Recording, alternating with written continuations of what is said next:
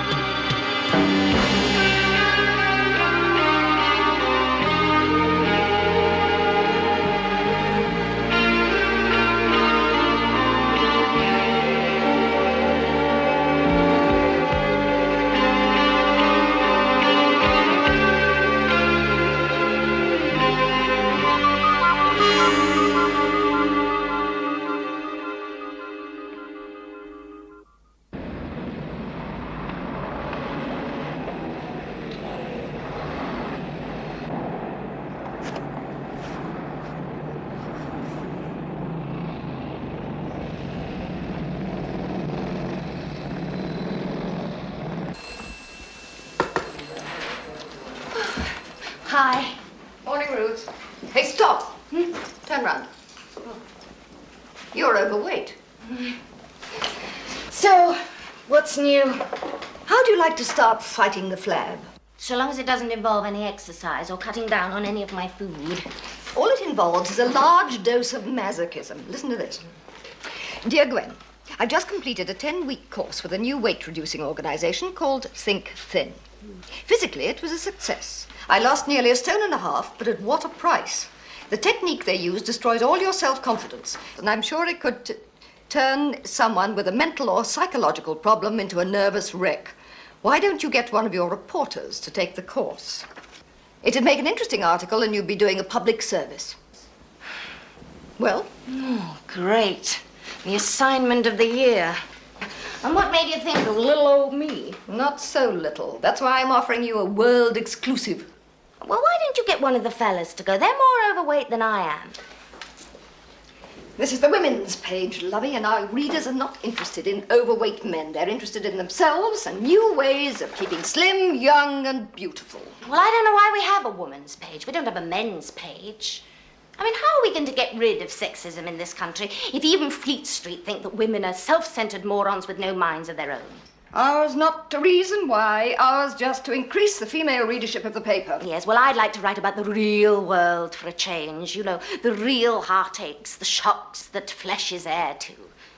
Oh, it's just that I am fed up with fashion shows and potted plants and perfect kitchens. Ruth! You can't go walking about with Epping Forest on your shoulder. If you want to be independent, then resign and write a bestseller. Well, do you have any background stuff on this place? Not much. It's based at the Chesterton Clinic. So presumably it's funded by the same foundation. Chesterton? Do you know who runs it? A man called Willis. Willis. Used to be a PE teacher at a South London comprehensive. 6 months after he resigned, he emerged as the director of Think Thin. How long do I have to stick with this? As long as you can. I suggest you do some short interim reports, and then we'll do a big spread when you're finished. Right? Okay. Oh, and Ruth, get Roland to get a shot of you each week so that the readers can follow your progress. Progress? Why do you skeletons assume that cutting everybody down to your size is progress? I'm with Caesar. Let me have men that are fat.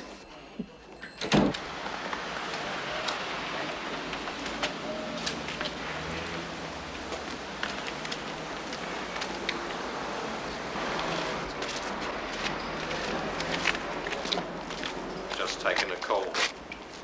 There's another big one coming in soon. Clean bill of health? Of course. How old? Late 20s. Shame. Those whom the gods love, eh? Shh. Door.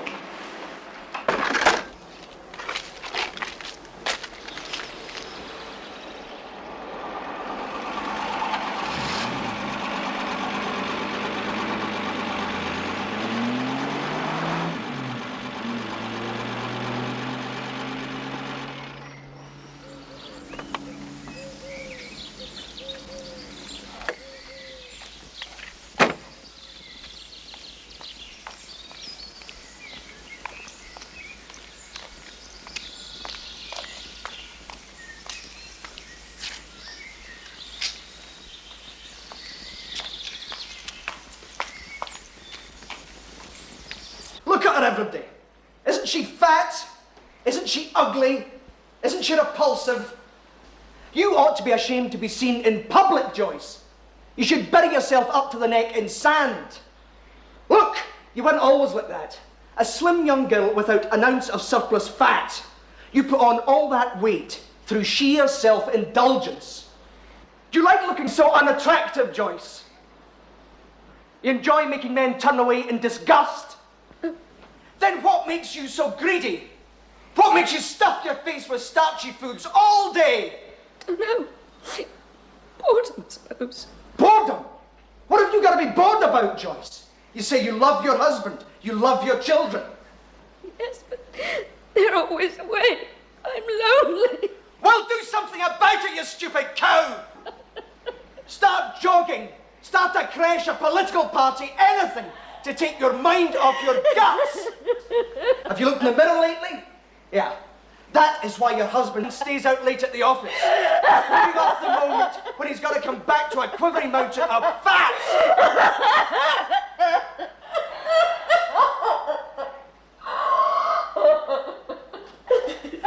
It's all right, Joyce. It's all right. Here. I think you've got the message. Off you go. Right. Ben, stand up and be counted.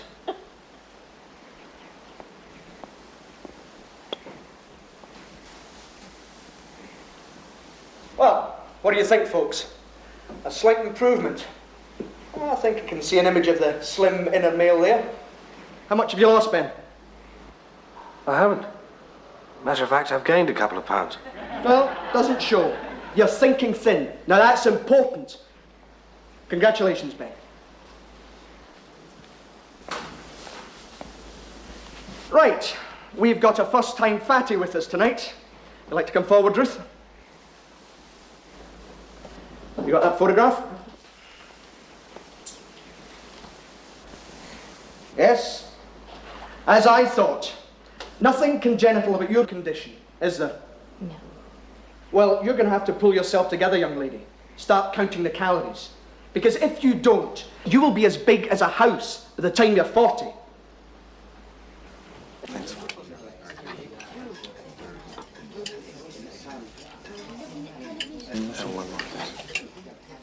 What is this? Are you striking a blow for Fatty's lip? Willis's orders. You're joking. It's true. He told me after the class to have a big blowout tonight.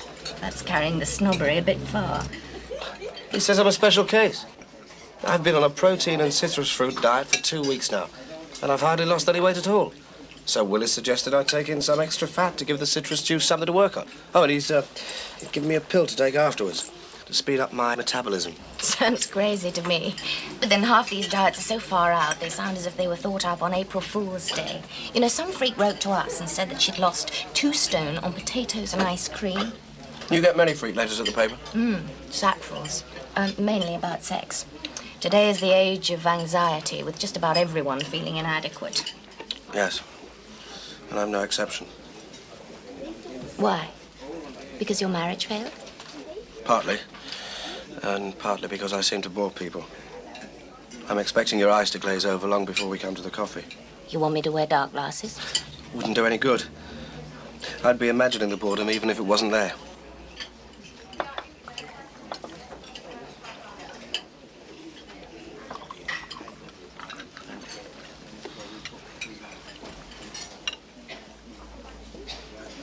You're something in the city, right? I'm a merchant banker. Oh, have I struck gold? How about a loan? Certainly. There's just one proviso. What's that? It'd have to be at least $500,000.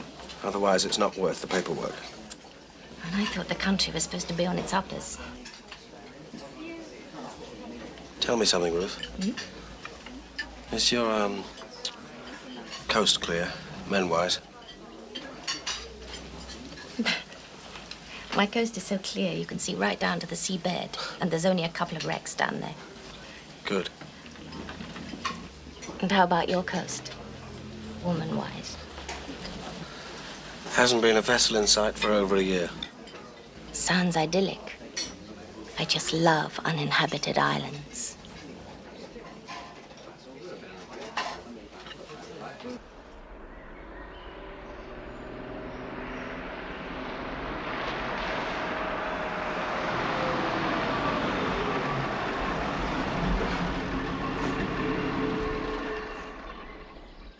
Thanks, Ruth. What for? Not glazing over. Don't knock yourself. You're more special than you think. I'll walk you to your car.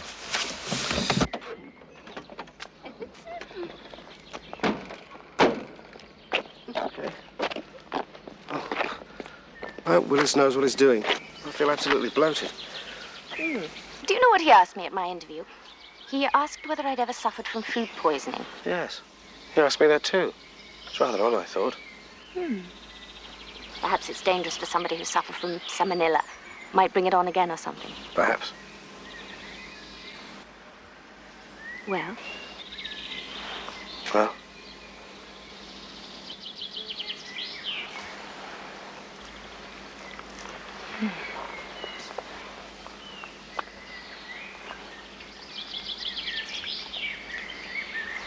Well, that wasn't boring at all. May I phone you? Give me your hand.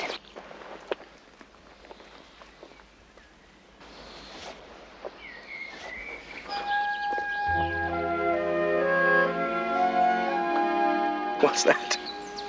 My phone number.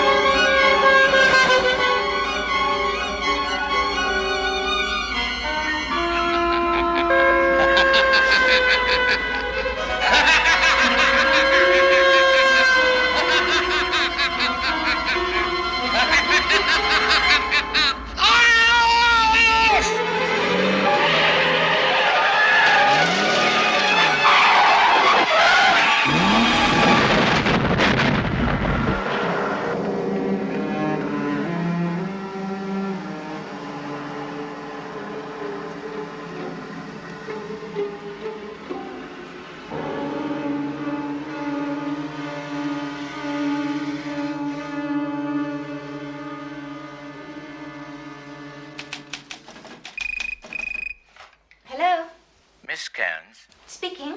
this is the Hertfordshire Police, miss. Are you acquainted with a Mr. Ben Faraday? Yes, I am. Why? Is something the matter? I'm afraid Mr. Faraday has had an accident, miss. He drove off the road last night and crashed into a tree. Crashed?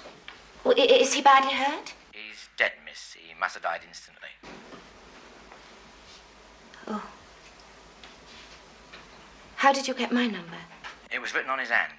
You know where we can get in touch with his next of kin? No. No, I'm sorry, I don't.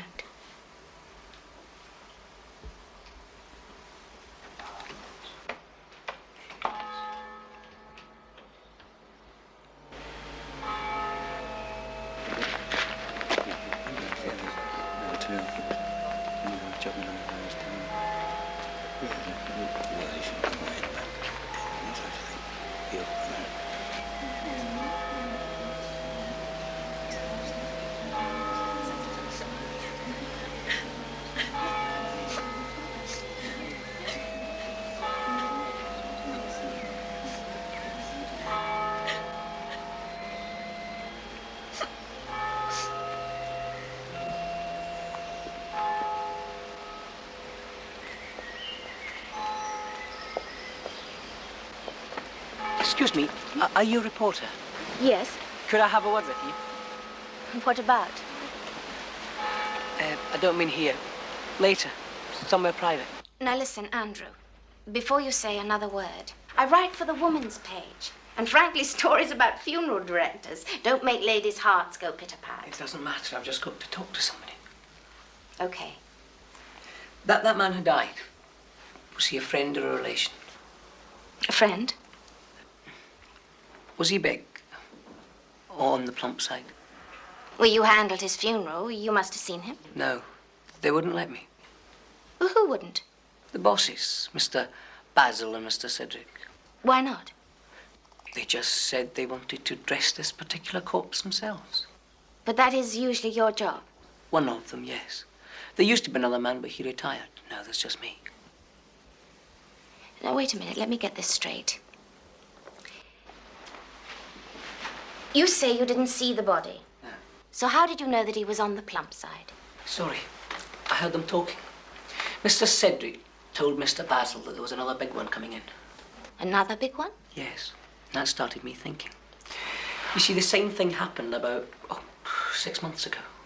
There was a body they wouldn't let you see. Yes. Only that time I did see it. I sneaked into the refrigeration room while they were out. Why? I don't know. Suppose I thought it might be somebody famous. Somebody who wasn't supposed to be dead. Or was it? No. But he was fat. And it looked as if he'd been in a car accident. So, 2 fat men are killed on the road in 6 months. I don't see that it's anything to get so screwed up about. Okay, listen. Do you know why we handled your friend's funeral? Because Mr. Cedric just happened to be driving along the same road after he crashed. Another man is Mr. Basil who found the body after his crash. Coincidence, it must be. No, I think there's something funny going on. You think they're trying to increase their turnover by faking accidents? Look, if that's what you suspect, why did you go to the police? I've no proof. Anyway, they think it was a nutter. Just like you do. No, Andrew, I don't think that. It's just I don't know how I can help. You can be a witness. Witness? That coffin's not been buried, you know. It's been taken to a family vault about 2 miles away. I plan to break in tonight and open it. You can tell me if it's your friend. You mean you think it won't be? I'm not sure. All I know is I won't be able to rest until I know that everything's okay.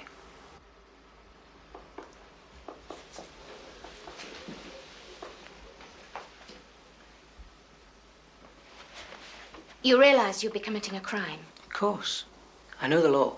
And that I'd be an accessory? Please yourself. I'll do it on my own if I have to. I'll bring some garlic. Dracula might try and turn us into the undead.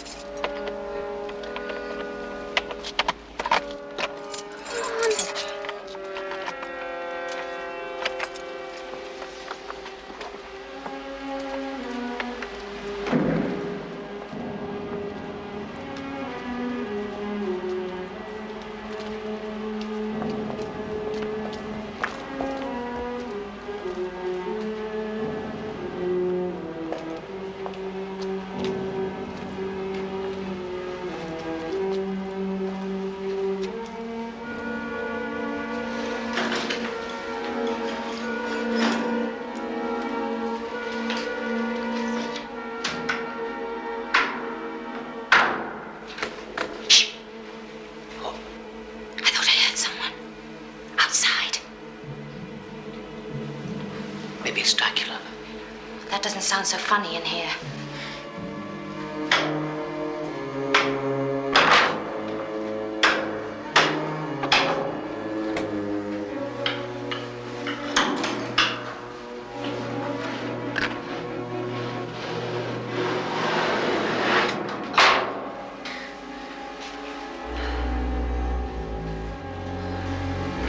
Why is he bandaged up like that? Search me, we usually dress him in the best clothes. What are you doing? We came here to make a check, didn't we? No, Andrew, please. It's only a body. Your mate's got no further use for it. I don't think he'd care. I care. It's desecration. if you don't fancy it, don't look.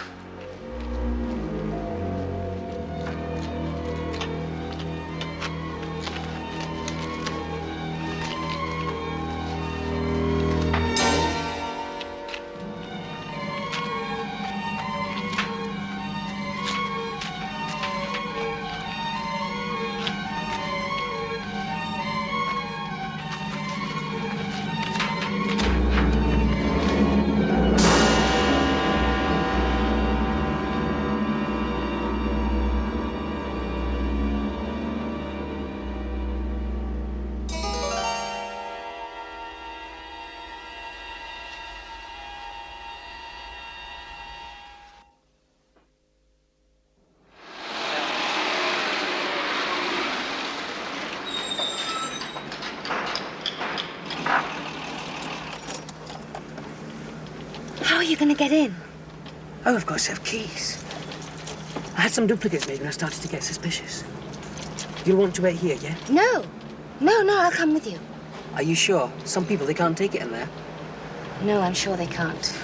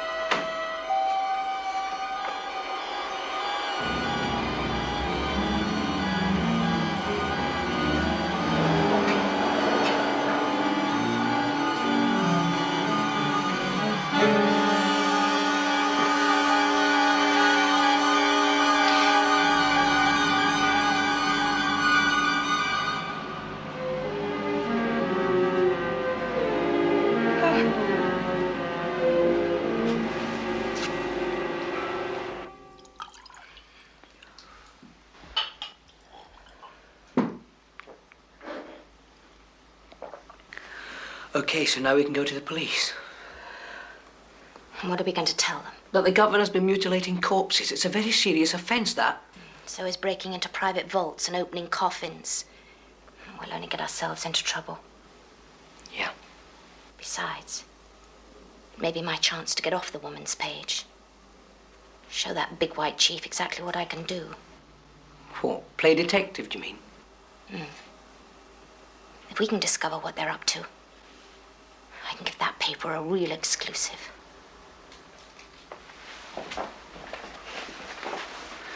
I know where we can start. Where? That other time 6 months ago. The following morning, I saw Mr. Cedric and Mr. Basil loading a coffin onto a hearse. What does that prove? That's usually the pallbearer's job. And they'd nothing on that day. I've already checked the diary. Well, maybe the coffin was empty, or they were on their way to fetch a corpse. No. From the way they were struggling, there was obviously something inside the coffin. Maybe it was a private funeral. Too private to be in the diaries. I checked the limousines as well. They were all in the garage. Have you ever heard of a funeral with no cards for the mourners? You think the same thing may happen tomorrow? Well, if you were to park outside our yard, you'd find out, wouldn't you?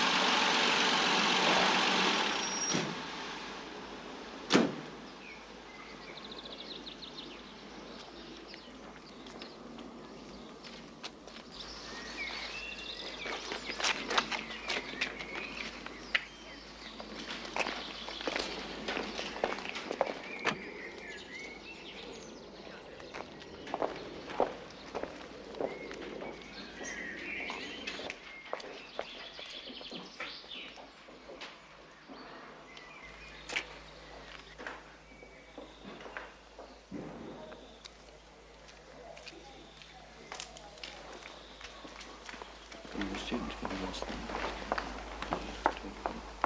Okay. Thank you. You're looking for me, Miss Kins? No. Yes. Yes, I wanted a word with you. What about? I hope you're not going to give up your classes. I don't know yet. Is there somewhere we could talk?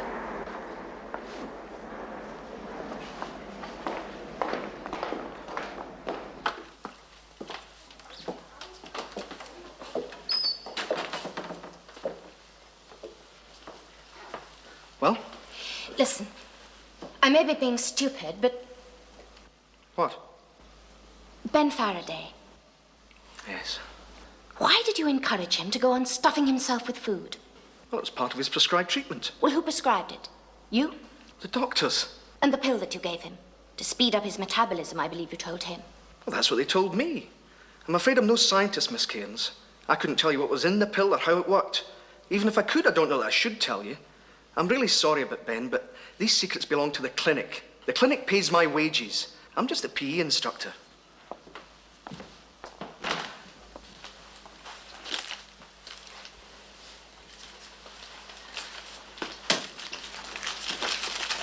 It's perfectly in order, the usual amount. The usual amount. Thank you. Another satisfactory transaction on both sides.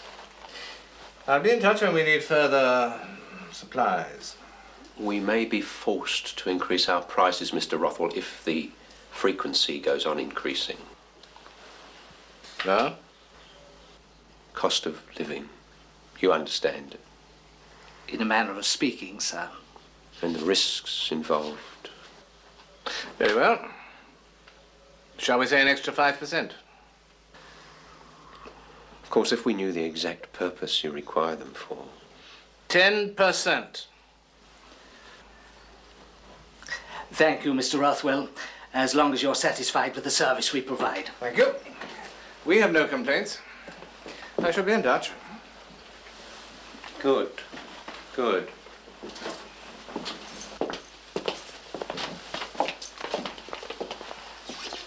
Goodbye, Mr. Rothwell. Until the next time.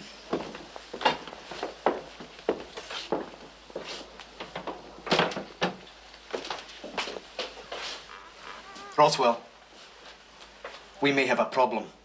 Since the series of successful heart transplant operations which first brought the Chesterton into the public eye, a team of surgeons and technicians has been conducting experiments into the replacement of damaged limbs, and a spokesman announced recently that he believed it would not be long before the bionic man became a reality.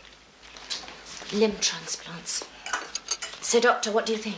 20th century body snatchers. Shades of Birken hair.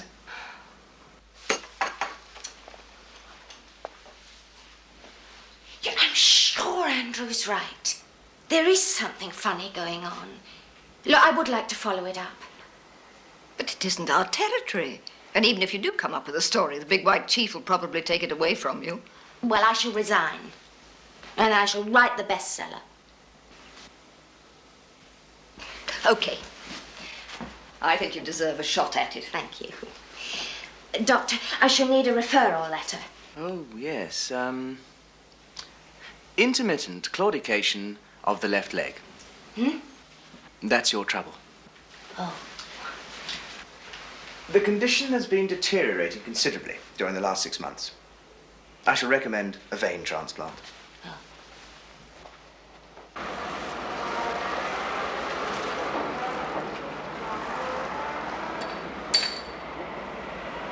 Chesterton Clinic? No, never heard of it. Are you sure? Was there nothing in the diaries? No, I'm quite sure. Well, there obviously is a connection. It looks to me as if the Chesterton Trust has come to some kind of secret deal with your bosses. What? To supply them with arms and legs, do you mean? It's quite creepy. It's a nasty racket. I think it ought to be exposed. You plan to suss it out then, this clinic? I'm going to try and get myself admitted as a patient. Now, if I discover any concrete evidence, I'm not going to hang around there. What I'll do is I'll check myself out, and I'll come and find you, and then we can go to the police together. Okay? Okay. I've got 3 jobs on tomorrow, so I'll be working late tonight. I should be here till about 11 o'clock, if you need me. Right. Right.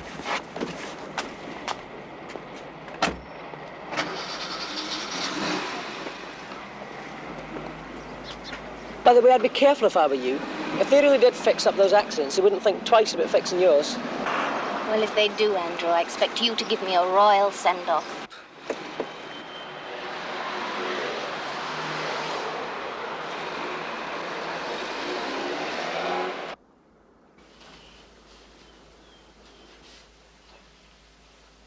How old are you, Miss Cairns? I'm 29. And how far can you walk without pain? Not very far. By the time I get home in the evenings, the leg is throbbing away like mad. Your doctor thinks a vein transplant might be appropriate. Did he explain what that involves? I believe it means replacing the defective artery with a vein from the other leg. That's right. If you have a blockage which is causing circulatory problems, it can be very serious. Not long ago, we'd have had to amputate. And nowadays, we can offer a less drastic alternative. Good for you. Lie on the couch. Let's have a look at you. Right. Dr. Bradley. I don't believe he's referred a patient to us before. Well, he certainly seemed to know all about you. Said you were way ahead of the rest of the field. Your GP, is he? Yes. He's also medical correspondent on the newspaper that I work for. Diagnosis by proxy. I'm not sure I approve of that.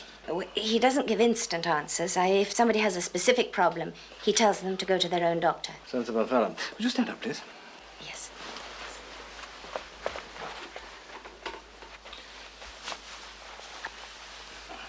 That head? Yes. What about that?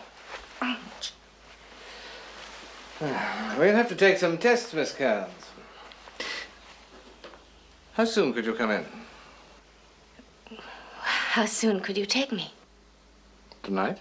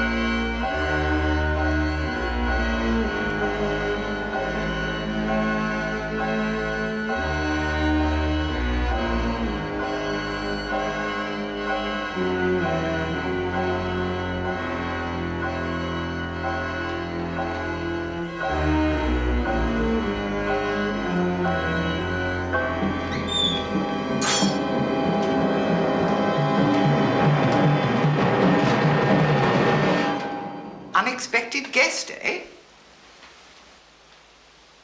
What are you after, my dear? The silver?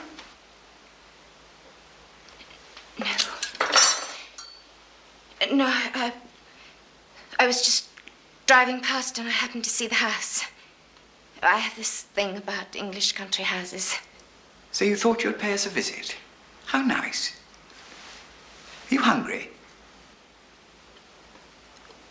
Well, Crenshaw, set another place for dinner.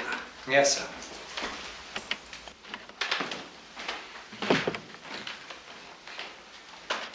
May I know your name? Cairns. Ruth Cairns. I'm Humphrey Chesterton.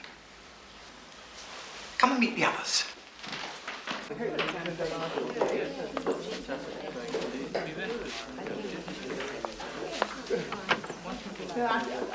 Ruth Cairns, everyone. An old friend who just happened to be passing. Now, this is Peter Atkins, Joan Hubbard, Luciano Rossi from Italy, Angela Rook, Mr. Lim from Hong Kong, and Jack Rothwell. Good evening, Miss Cairns.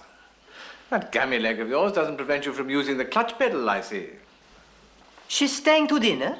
Why not? We've more than enough to go round. But I'm free. She's staying, Luciano. Of course.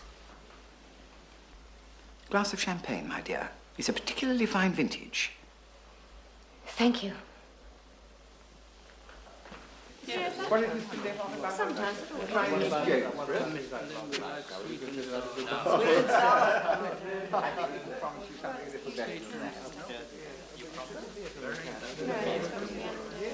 Bit frightening, aren't they? When I first came, I was absolutely petrified. But they're not a bad lot, really, not when you get to know them. Are you a friend of Sir Humphrey's? I know what you're thinking. You're thinking, what's that common-looking woman doing in a posh house like this? No, I wasn't, I assure you. I was just... you were. It's all right, love. I still can't believe it myself after all this time. Joan Hubbard from Bolton, hobnobbing with the gentry. Do you know, I still have to pinch myself to make sure I'm not dreaming. There we are, my dear. Your very good health. Cheers. If you'll excuse me. Oh, he's a good host, isn't he? Such perfect manners. Oh, and attractive, too. A rich, handsome widower. Oh, he'd make a grand catch, wouldn't he? How long have you known him? Humphrey? Oh, just over a year. Well, how did you meet? On a plane. Well, that's how we all met. Oh. Well, you mean you were all on the same flight? Yes. Yes. From London to Marrakesh. Oh. Marrakesh. You mean the one that crashed in the Atlas Mountains? Yes. We're the only survivors. So this is a sort of reunion? That's right, yes. We meet once a month. This is our 13th. But why? Oh, I'd have thought it was an experience that you'd rather forget. We like to remember the others. The passengers what died. My husband, for one. We were sitting right next to each other. And yet all I got were a couple of bruises. Well, you were lucky.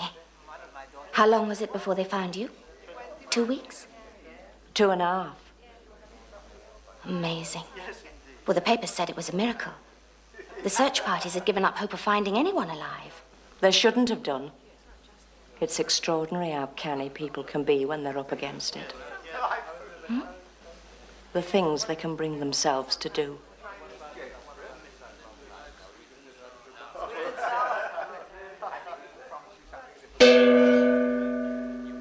Ladies and gentlemen, dinner is served.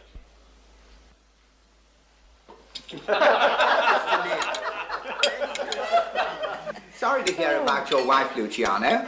Still, she went quickly. That must have been a blessing. It was. She was in great pain. Still, if she had lived, it would have only prolonged the suffering. Yes, when I lost my poor dear Penelope, it was some consolation that her death was instantaneous. What happened to her? A riding accident. Well, we have a great black mare called Thundercloud. Moody beast, unpredictable. Penelope thought she could control her. Turned out she couldn't. Have you thought of marrying again, Humphrey? Well, I've thought of it, but you know how it is. At my age, one gets rather set in one's ways. Difficult to find a woman who's prepared to adapt. How about you, Ruth? Are you married? No. No, I'm a workaholic. Difficult to find a man who's prepared to adapt. Perhaps you and Humphrey should get together. I doubt if our tastes would coincide. Why do you say that? Well, you don't even know me at all. True. But with such an age gap between us, I think there might also be a credibility gap. I'm a creature of habit, my dear, and you might find some of my habits a little eccentric. I'm sure she'd come to share them, Humphrey, in time. I doubt it. I doubt if anyone could share them who hasn't had to make a virtue of necessity. Crenshaw, I believe we're ready for the main course. Yes, sir.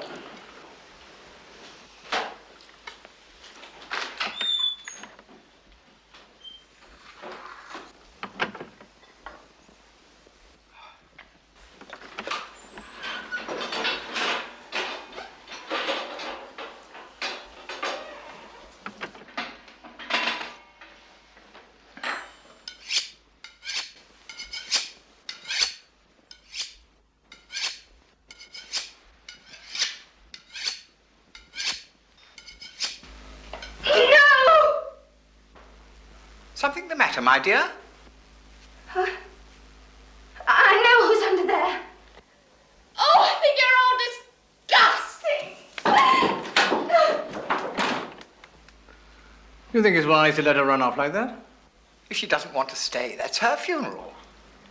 By the way, I hope you can all stay the night, because tomorrow I think I can promise you a very special meal.